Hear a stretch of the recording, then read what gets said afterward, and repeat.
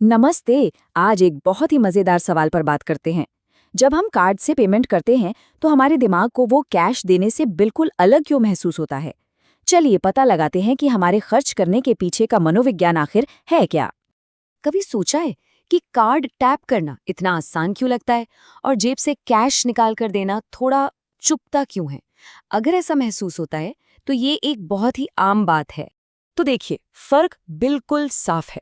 जब हम कैश देते हैं तो वो हमारे हाथ में होता है, हम उसे अपनी आंखों से जाता हुआ देखते हैं, तो उसका जो नुकसान है वो तुरंत महसूस होता है।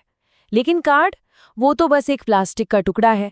पेमेंट हो जाता है और हमें पता भी नहीं चलता, मतलब जब तक महीने के आखिर में स्टेटमेंट नहीं आ जाता। और पता है, ये सिर्फ कोई एहसास नहीं है, इसके पीछे बाकायदा एक साइकोलॉजी काम करती है। इसे कहते हैं पेन ऑफ पेइंग, यानी भुगतान का दर्द। चलिए देखते हैं कि विज्ञान इस बारे में क्या कहता है। तो बात है 2015 की। कोपेनहेगन बिजनेस स्कूल के कुछ रिसर्चर्स ने सोचा कि चलो इस पहेली को सुलझाते हैं। उन्होंने ये समझने के लिए एक स्टडी की कि पेमेंट का तरीका हमारे खर्च करने की इच्छा पर कैसे असर डालता है। तो उन्होंने एक बड़ा ही स्मार्ट एक्सपेरिमेंट किया।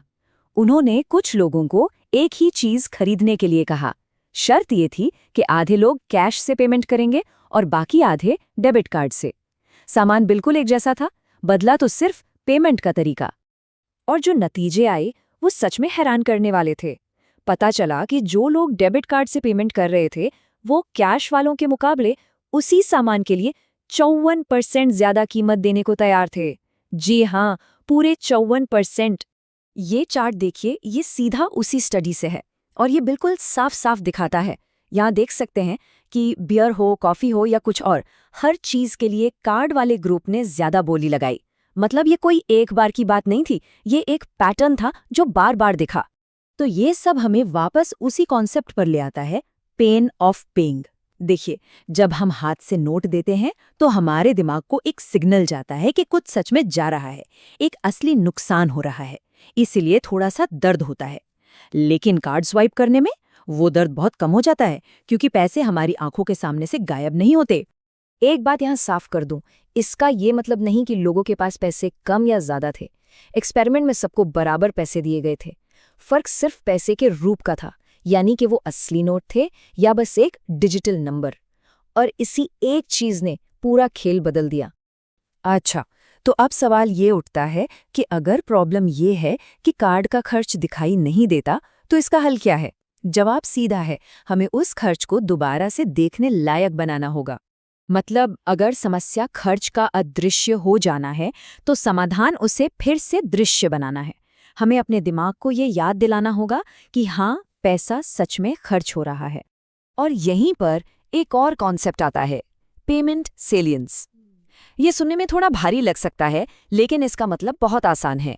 इसका मतलब है अपने खर्च को ज्यादा नोटिसेबल बनाना, ताकि हर खरीदारी एक सोची समझी आदत हो, न कि बस एक ऑटोमेटिक एक्शन।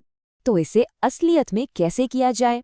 खैर, कुछ प्रैक्टिकल टूल्स हैं जो इसमें मदद कर सकते हैं, जैसे कि एक अच्छा बजट प्लानर।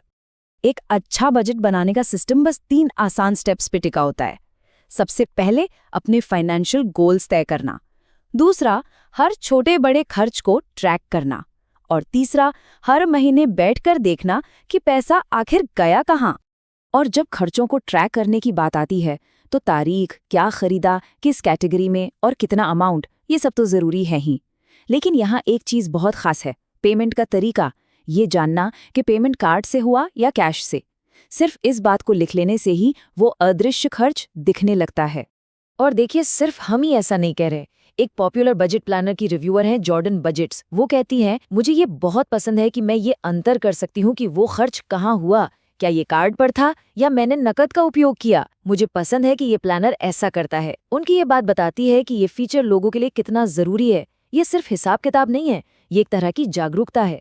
तो आखिर में इन सब टूल्स का मकसद सिर्फ एक लिस्ट तैयार करना नहीं है। असली मकसद उस रुकावट को वापस लाना है जिसे डिजिटल पेमेंट ने खत्म कर दिया है। मतलब हर खरीदारी के साथ एक पल रुककर सोचने का मौका।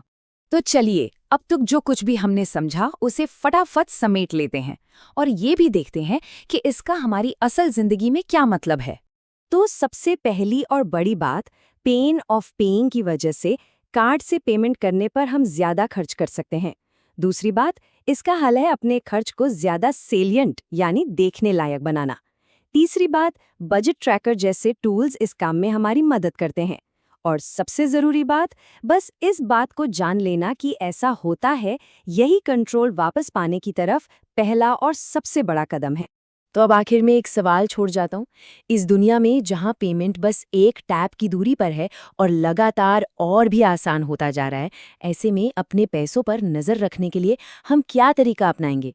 इस बारे में ज़रूर सोचिएगा। हमारे साथ जुड़ने के लिए शुक्रिया।